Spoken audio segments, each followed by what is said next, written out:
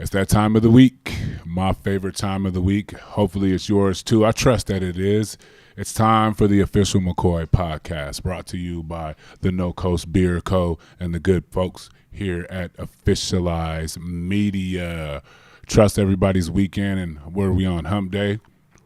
Trust everybody's weekend to midweek went well. Hope you addressed yourself in the mirror this weekend and this week leading up to today, whatever day it is for you, whatever time it is for you. Welcome. Let's get straight to business.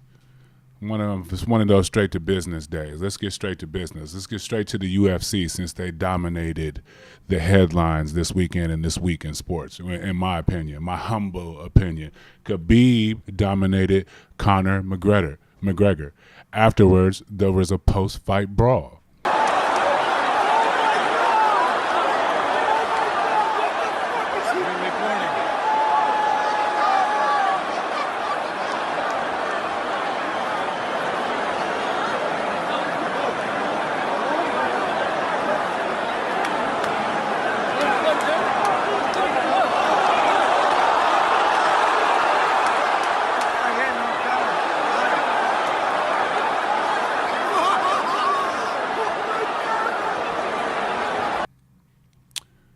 Sucker punches ensued. McGregor ran out of the ring. People ran in. McGregor ran out. Vice versa. It got a little bit out of hand.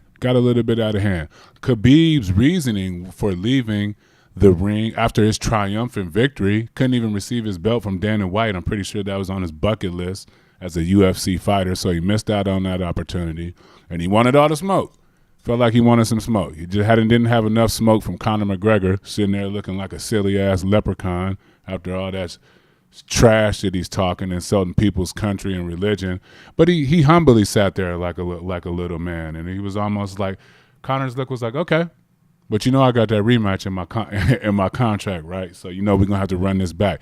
Anyway, so Conor insults. He insulted Floyd. He was the little man who couldn't read with a purse. There was the underlying tones of black people. He goes underlying tones of Muslims trying to sell this fight. That's what Conor McGregor does. He sells fights. So if you're fighting Conor McGregor, it's no holds bar. Everything's on the table. You're going to have to be used to it. He did what he was supposed to do. Beat Conor up. Ground and pound game was nice. You know what I mean? Beat Conor. Conor never really even had a chance. To me, he seemed a little outclassed, and Conor doesn't have any floor game. He trades. Trading works until it doesn't. Until somebody with a nice floor game, and cauliflower ears, and who walks around in that white rabbit. What is that? Is that a rabbit? Is that dog? It's a combination of rabbit and dog. A rog. You heard that first here. He had a rog hat on. You know what I mean? Conor made fun of that, you know what I mean? So he went in. He went in on the man. He insulted the man's religion and country. And look, people got it hard around the world for real, on religion and country. You know what I mean? There's some people in a lot of tough situations. Then Khabib, are those videos validated of Khabib wrestling a bear when he was a kid? Come on, man. He's different. I mean, Conor was supposed to be different, right? He grew up in the slums of Ireland, been beating people up since he was 12, but he wasn't fighting no bears. And oppression and religious oppression and rocks and no Wi-Fi and phone and running water, maybe, but not to the extent of Khabib. Sometimes when you press people who come from those backgrounds, they always keep a little bit in reserve that they say for people who try to push them and put him in those type of situations, and it can end badly for you. It ended badly for Conor. Ended great for the Black Beast. The Black Beast turned up on y'all, man. He had one of the best post-fight interviews in post-fight interviews history. He trended. He picked up like 500,000 followers in a couple hours, and I just love everything about Black Beast. Wasn't even up on the Black Beast until, and you guys wasn't either. Stop fronting. I don't follow the UFC like that, but I don't think anybody was about the Black Beast. Now they are. Joe Rogan was about. I love everything about what the Black Beast just did. You know what I mean? Black Beast, come on over to Officialize. We got a platform waiting for you, and whatever else you want to say, we'll cook up a camera and a microphone and leave it with you. Holla at me. Anyway, that was good for the UFC. The Black Beast, Khabib, that was good for the UFC. They're probably going to fight again in 10 days. You know how Dana White is. As soon as he finds something that works and, you know, something he can market, you know, he right back into making this money. So 10 days, you'll see another UFC event. So be on the lookout for it. Shout out to Khabib. He took the title, fought for his country, his family, his religion. But it was Conor McGregor. You have to know that was coming. You can't be mad at Conor. He juiced your pockets, too, by selling the fight. But you don't have no right to be talking about nobody's religion or country. If you do, then be ready for the smoke that's coming your way. Let's switch it on over to the NBA. What are we, T-minus 10 days? Ish. Still got to bring you guys that countdown. We're working on that. We're coming down to 10 days-ish, cutting in the NFL season. The NBA is looking good, man. The preseason is looking good. They got starters playing in the third quarter, fourth quarter minutes. That's because everybody's in shape. It used to be when I played, everybody used training camp to get back in shape. Not anymore. The sports performance got a hold of basketball. And thanks to LeBron James and his efforts with conditioning and sports performance, the league has gone crazy. You know what I mean? Everybody plays basketball all year round. That's why they're able to play in the preseason. And I think they're playing a lot of minutes in the preseason this year because the NBA is going to be dope this year. They're not waiting around. You know what I mean? People are talking about how the parity is messed up. The parity is closer than you think. Besides the Warriors and the Rockets situation, there's a lot of teams close to each other. Boston, we don't, you know what I mean? There's a couple teams that they got super teams, they got 3 superstars, but everybody else is pretty much the same. So it's going to be an interesting year. Speaking of an interesting year, did you see the J.R. Smith, Marcus Short, Baines debacle? Rozier hit a tough shot. Baines and J.R. get hooked up. Oh, J.R. with a push. Uh-oh. And now Marcus Smart. This is preseason. Wow, they're going to sort this out. Marcus Smart being tackled by 2 teammates. I don't know what was said between the two, but it escalated in a... I did. It was weak. What you doing, Marcus Smart, dog? Big Baines can't protect himself from J.R. Smith. J.R. Smith is a goon, but he ain't trying to fight nobody. He got enough problems. He got the Supreme sleeve. You know, they want to let J.R. wear his Supreme sleeve or his tattoo. So, you know what I mean? And he does some philanthropical stuff. You know, J.R. is dope. You know, he's a godfather of the NBA right now. I think Big Baines could have protected himself. I wouldn't want no guard coming up to protect me from another guard if I was a big. That's a telltale sign, right? Aaron Baines, where's the little man bun? It's like 265, right? You're supposed to be this big bruiser and all that good stuff. You worried about J.R. Smith? Think you need help from Marcus Smart? I like Marcus Smart, though. He's tough. He's been dealing with a lot. He got to get that thing under control, though. You know what I mean? The whole goon aspect of what he did. But at the same token, I don't think anybody else in Boston is going to do that. Al Horford? Al Horford doesn't even have any facial hair.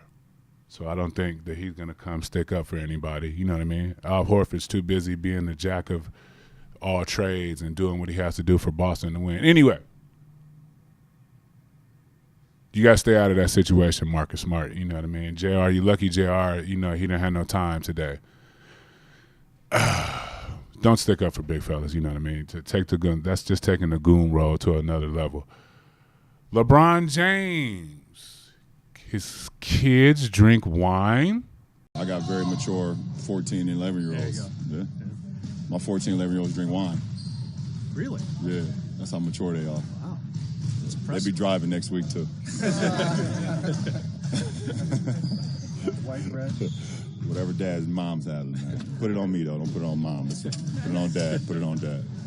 Is there a problem with that? Anybody got a problem with LeBron James' kids drinking wine? Do you think he was just talking? There's always a comical thing, and LeBron James, when you have as many cameras in your face as he does and recorders, you just start messing with people. He always leaves himself an out, like he said, don't blame me, though. Don't blame moms. You know what I mean? LeBron James is, if you think we caught him slipping up talking about his kids drink wine, you're sorely mistaken. He's probably the most savvy media personality, sports-wise, that we have in American sports. He has Twitter beefs with POTUSes. Do we really think he slipped up and said his kids drink wine? And if his kids drink wine, oh, well, maybe he's an Epicurean. He is an Epicurean. Drinks a lot of wine, has fantastic foods. He probably likes a dope linen count on his sheets. You know what I mean? He got grade 3 leather in all of his cars, Italian this and, Balmain bags. He got cut off tuxedos worth $10,000. He's an Epicurean. It's legal in Europe. When I spent time in Spain, people were taking their whole families out to eat at 10 o'clock at night. Babies, 4, 5, 10, 13, and I thought wine was good for you in moderation. They give you wine in church. That's a bar. You didn't even think about that. So LeBron James can't joke around about his kids drinking wine. They're doing something right, as a family anyway. Maybe we should all let our kids drink some wine. Anyway, I think it was an American thing. Everybody's looking to throw shade at and be petty at LeBron James at any moment. I don't have a problem with him saying his kids drink wine. I don't have a problem if his kids drink. Now, you can't be going out. Obviously, you're not letting the kids get sloshed. But you have wine in communion, or you simulate it with a little cracker. Is that cracker or piece of bread? You've been in the church. You've had if it wasn't, it was juice. Is it juice for the kids and wine for the adults? Whatever it is in that glorious gold chalice, it's supposed to be wine. So I don't understand what the big debate is. Get over yourself. Turn the channel. Don't listen to LeBron, or don't have your kids drink wine. That's the best thing you can do. Charles Barkley told you a long time ago that athletes aren't role models. Well, Charles Barkley wasn't. LeBron James is. He has a school for kids and all his other efforts. I'm not trying to hear the LeBron James wine deal. We're not giving that no weight. Moving on, the Warriors play the Lakers tonight in preseason. Don't act like it doesn't matter. Anybody that plays basketball or is a basketball head knows that there are going to be a couple minutes during this game where it's going to be turned up, and people are going to see what work they did in the off season just for a little while. Or who knows, it can get real competitive, and like what we've been seeing, we could see LeBron James into the third and fourth quarters matched up with KDs and all the different lineups. Preseason has been dope. So the Warriors-Lakers, it does matter. It does matter tonight. You know what I mean? Even for the few minutes you're going to see it, you are going to see some testing at some point in time. Major League Baseball is up and running. Boston defeated the Yankees. I'm tired of the Yankees motto. It's the same thing. It was Boston and the Yankees did the same thing for a minute, right? They overpaid the hitters. You get everybody that hits 40 and 60 home runs and nobody who can get you a single or a double when you need it. All right? Or you overpay some ace from another staff and you give him his bag, and then he comes over and he lays an egg in Yankee land because he can't wear facial hair or whatever else you can't do as a Yankee. You know what I mean? Besides win chips. They ain't winning no chips no more. Nobody trying to hear that. Boston took that motto. I feel like Boston be adding a couple more baseball players than the Yankees do. It's so New Yorker. When you think about it, let's pay to have somebody come in here with a brand new flashy, shiny thing just to say that we have it because we're the media capital of the world. And that's going to entice them to come over and help their brand. But you ain't winning nothing. Ain't nobody wearing that Yankee cap no more like they used to back in the day, cross country. Now it's just limited to New York. Feel me on that. Sox, Astros, it's good for baseball. Like the way the Astros play. They play like little leaguers, and they bring a sense of joy to whatever they do. And they got a little big man that leads them. It's counterintuitive to everything that we think in sports. We wouldn't think a diminutive Latino man would do behemoth things in Major League Baseball. I love it. So it's disruptive. The Astros are disruptive. I like disruptive things. Dodgers, Brewers in the NLCS. Come on, Dodgers. You had a good. The first rounds and getting there is usually all good. The Brewers play that Astros baseball I'm talking about. Move runners over. They do little things. They got a deep staff. They probably went through their farm system. Is the guy from the got suspended for PEDs from the Brewers? Is he still playing for the Brewers? Isn't he a Bruin? Braun is back. Is he playing? Braun is still playing. He done slid back in on y'all ace. Got suspended for the PEDs, and now he's back cracking for the Brewers under the microscope into the NLCS. Shout out to people who go sit down and pay their fine and punishments. I was one of them. You didn't make a big stink about it. You clearly made a mistake as a young man. You own up to it, and you go through it. Stop putting stuff out through media like you did nothing wrong and try to spin stories. You know, they got camera phones and social media out here. So own up to your mistakes and move on. He clearly did. We're going to move on to the NFL. A lot of stories in the NFL. Drew Brees breaks the passing record. We knew that was going to happen. Drew Brees, I'm surprised his shoulder is hanging on. He's thrown a lot of passes. I bet you he doesn't even throw a lot of passes in the offseason. He probably just mimics the moments for his passes. He probably saves his arm. Don't they have like arm counts where they like throw 2,000 or something passes in the offseason and they track? Ask Kirk Cousins. Kirk Cousins can tell you. He's our quarterback authority here at Officialize.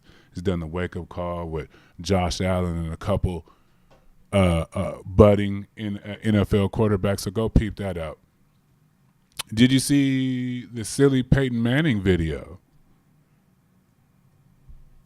Peyton Manning, he's always funny. He's always provided some comical relief. He's dang near a comedian in his also. He's got what is that? The Allstate? Nationwide. He's got the Allstate commercials. Nationwide, excuse me. They're pretty funny. Ish. You know, Peyton does a good job off the court, you know what I mean? He's always been, you would consider he's been on Saturday Night Live. Peyton Manning's a comedian. It was comical that he won that Super Bowl with his arm barely attached and his neck fused. He got that off. Shout out Peyton Manning. Shout out to Mahomes. He threw his first interception against the Jaguars. He had to throw it against the Jaguars. They only got like two of the best corners in the NFL. Still played decently against that Jaguar defense. I own them in my fantasy league. My first year of playing fantasy. They're doing okay for me. But Holmes is still the best player in the NFL. He threw a pass left-handed. If you didn't see that, you need to go over there and get you some video. Use the social media for what it is. It's a good tool for this stuff. Speaking of good tools, Jason Garrett. How long has Jason Garrett been? I'm not going to go in on your boy. Don't worry. I know you hear the Cowboys theme coming in and you think I'm going to do it. But I said I wasn't going to do it and I was going to be better. So I'm not going to go in on your boy. If you follow the podcast, you know what his name is. I'm going to go in on Jason Garrett because maybe it isn't an old boy's fault. Right? Maybe Jason Garrett got to get something going, man. If it wasn't for Ezekiel Elliott coming through there snacking on his whatever, the cereal, he's snacking on his cereal and picking up first down. Now he's catching the ball, but they're going to run him in the ground. And then he's going to be in a Le'Veon Bell situation where he's getting 30 to 35 touches a game, and he's going to want more money. And Jerry ain't going to be trying to hear that. It's time for Jason Garrett to go. Didn't he go to Harvard? He went to like some Ivy League school, right? And he was the backup quarterback for Dallas under Tony Romo and some other people. He's got to go. He's a smart man. He can go to he looks like a good businessman. Maybe not. Because if a business decision was to punt the ball in overtime, again, you're not doing that in Madden. That is the rule of thumb. If you don't do it in Madden, there is no way an NFL head coach should be doing that nonsense. A punt in overtime? Come on, dog. I'm not feeling that. But you did get the light off of old boy, who we're gonna leave alone. We're gonna switch out from Dallas before it happens, and I'll go back on my word and it'll make a reference. Baker Mayfield's still winning, hitting the folks and doing all the Fortnite dances. You know what I mean? Baker's cool. The Browns are winning. It was something in Baker's legs, arms, spirit, attitude, preparation, dedication, whatever shin you want to put on it. Baker Mayfield got the Browns looking good. They're winning. Happy for the Browns. They lost LeBron, but they got Baker. They need to put Baker up where they had the LeBron big thing across the building. He's a Nike athlete. Nike will pitch in and put that up there. It's time. You better do it before you hit a 4-game losing slide when the rookie wall hit him. Pats and Chiefs. It's a big game coming up. Tom Brady throwing shade at the young homie Mahomes, who I alluded to earlier. What did Tom say? Tom basically said that NFL is mirroring college football, so it's easier for college football players to adapt to the NFL. Yeah, Tom. It was boring, dude. Got you in the spread. They ain't got you back under center. You know what I mean? It used to be under center, Tom. If it wasn't for college football and spread offenses, you wouldn't see Edelman and Gronkowski and whoever, the Dorsett, whatever receivers New England has at any time that they pick up off of waiver wires. So pay homage to college football and the new quarterbacks. Lead these young men. Stop throwing shade. You ain't fell off that cliff yet, so it ain't no reason for you to be petty. Save that for retired athletes like myself.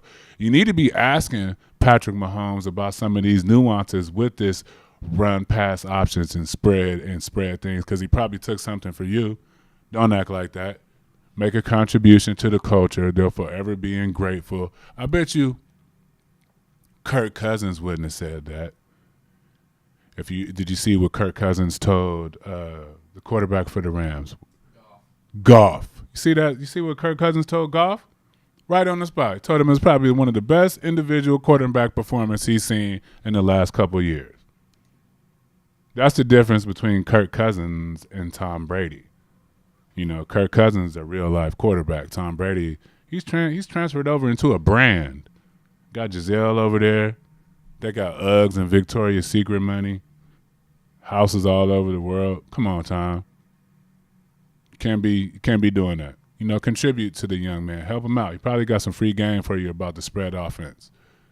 Eagles. Ajay tore his ACL. Are the Eagles done? Man, they got Carson Wentz. There's something special about Carson Wentz and winning football games, and they still have an awesome defense. And they can find a running back. Don't they got some running backs on waiver wires? Jamaal Charles? Did they already sign? Didn't somebody sign Jamaal?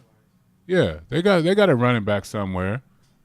You know what I mean? That they can plug right in there back into that Eagles. So the Eagles aren't done, but it's hard, man. As a defending champ, everybody's trying to do better. You're trying to repeat. You push yourself, and right.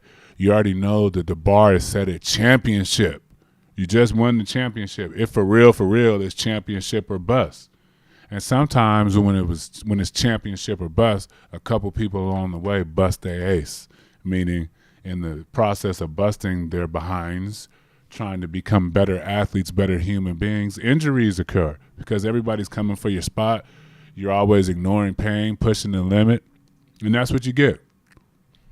Speedy recovery to Ajay. He's got a dope story. Caught him at an event during All-Star Weekend, NBA All-Star Weekend. He was on a panel.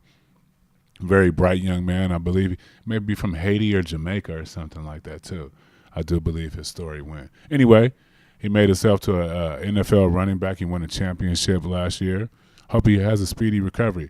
This means our good friend Darren Sproles will see some more touches. Darren Sproles, another member of the Officialized platform, had a chance to sit down and talk with him during his onboarding. Great guy, another guy with a great story, wants to give back to his community and give back to the sport of football. So support Darren Sproles. Let's hear if Darren Sproles gets some more touches. Let's switch on to college football. Chip Kelly is 0-5. 0-5. They don't even have anything to look forward to except tailgating at the Rose Bowl. And that's not that dope. It could be hot in Pasadena. The parking lot's weird. This is like a super long walk from the parking lot to the Rose Bowl. So should Chip Kelly be fired? That's pretty bold. and audacious for you to fire because it makes yourself look bad, right? You hire this Chip Kelly, you overpay him, and then you fire him after 5 games. That's the kinds of shit that shines the light on your situation and the people who made that decision. Firing is a little excessive. I just know that there's nothing to look forward to. So that's not a good sign for your program. Your boy is doing it in Texas. Herman. Texas beat OU.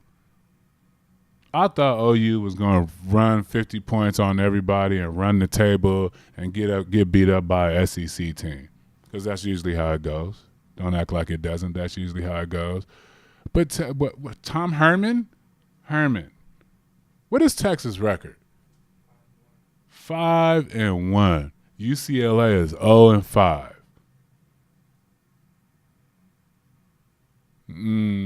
That's no bueno. You know what I mean? Texas is back. Nobody was looking for Texas like this. They're only going to recruit better. His infectiousness over his team, the same one he had at Houston, he just transferred it over. Like it happened right away at Texas, right? He was at Houston last year. Is this his first or second year? Second. Okay, 2 years. So you saying we got to give Chip Kelly 2 years? No, I'm not rolling. Not with an 0-5 start. We can't fire him. Or can we? I don't know. Those are decisions that are not in my hand. I'm just a Bruin fan and a former Bruin athlete and alumni. And the 0-5 start after the Chip Kelly hoorah, the honeymoon is over. We just 0-5, probably won't win a game. Shout out to Dicker the kicker. Dicker, you made it, buddy. Kickers are winning across the nation for you. I mean, his stock on campus, I mean, he might – hopefully he's a good guy and he didn't upgrade his girlfriend right away from sorority houses. I know they have pecking orders for, I don't know, Phi, Gamma, Slamma, Hi, Phi, Chi, Phi, or I don't know the different houses, but I guarantee Dicker went from the Schly Gammas to the Alpha Schmees or whatever they're called because he transcended all kickers. He's probably the biggest kicker in college football now. Because is it the name, Dicker the kicker, or is everybody just happy that we just get to repeat Dicker the kicker all the time? Could be. But he just beat OU in Texas. He put Texas back on the map. Shout out to Dicker, man. You enjoy yourself this week and the rest of the year. Hopefully he gets a chance to win another game and cement himself in college football. Texas, Longhorn football lore. It's a good deal. Dicker the kicker, I love it. Anything else happening in college football? I don't think. The BYU cheerleading dance squad, they be cracking, man. It's super random, but I just noticed that. I think somebody else, a couple of athletes have been posting like what's going on at BYU. The dancers, they got all the moves. They got all the moves. They got all the newest, latest. They got a couple throwbacks, but you can't touch nobody on campus. Did you know that? So you're out there doing the suggestive dances and all the little hip-hop video dances and all the vixen workout dances. But if you go and try to apply that on the campus, you get booted out of BYU. You got to sign that paper. It says, thou shalt not touch each other on this campus, or you would get expelled. Somebody got expelled. The dude, he was having a great year. He was dating a volleyball player, and they had to get them both out of there because you signed that paper. Don't blame me. Blame BYU. I mean, wait a minute. That's odd. Are the Mormons polygamous? I believe so. They are. Right? They can have the couple different wives. I could be wrong. We don't fact check. We definitely, but I thought the Mormons were, they're from Utah. And in the Utah thing, they be having them cults and situations where you can have different wives, but you can't touch nobody on Brigham Young's campus? Isn't he the founder of the Mormons? I don't know. Anyway, after we crawling redirect the energy to the thrusters so that we can climb out of this wormhole about Brigham Young, and let's end it. We're going to forget that, and we're going to end it with our cultural update for the week. Lil Wayne and OBJ did an interview.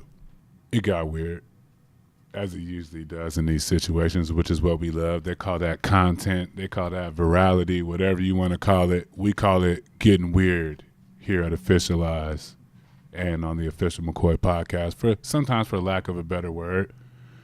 Eli said he never listened to Lil Wayne. You buying that?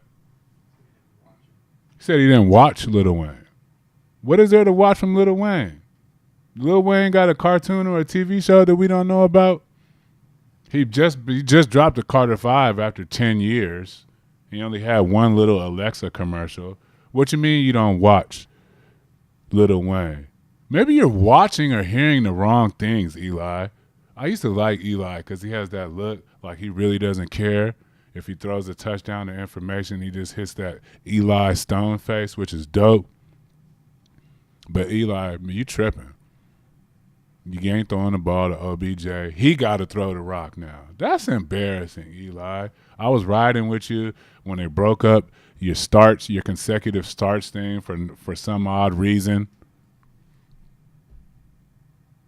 OBJ, you had Lil Wayne up there as a representative. I know he's from the OVO crew. You know, he's down with Drake, and that's a subsidiary of Cash Money Records. How you feel about Lil Wayne and OBJ together as an interview? You think he could have found a better representative? Super random. Lil Wayne is super random. I'm glad he's enjoying his time back in the spotlight. To be honest, you know what? A part of this culture update, Lil Wayne is allowed to talk about sports. He was on First Takes when it was first cracking with Stephen A. and all the other ESPN. He was with Skip. You know what I mean? He Lil Wayne is allowed to talk about sports. He was one of the first rappers to start name dropping Kobe and sports references and his favorite athletes in his bars. And his time, he's back now. And who better to attach himself to than, his OVO Cash Money homie OBJ. People freaked out. I didn't know Lil Wayne was an agent. Somebody sent me that. Somebody sent me that in my DMs or on Officialize's Instagram page, and they asked me if Lil Wayne was OBJ's agent. Well, he was for that interview. Sometimes that's how the culture acts. You know how we act sometimes. We can get together and start acting like authorities. If you in music and I'm in sports, what we missing? That's the cultural update for this week. Find you another associate that's good at what he does, and y'all be great together like Lil Wayne and OBJ. And then you can speak up on the culture. Like that notification just spoke up at the end of this podcast, somebody getting fined. Believe that. We are professional here. I'm Jelani McCoy. This has been the Official McCoy podcast. Shout out to No Coast. Get you a yoga poser wherever you are and zen out and take care of yourself for the rest of the week. And reach out to us here at officialize.com. Follow us on Officialize on Instagram. I forgot my Twitter handle. Justin will add that in post. We'll see you next time. Thanks for joining us.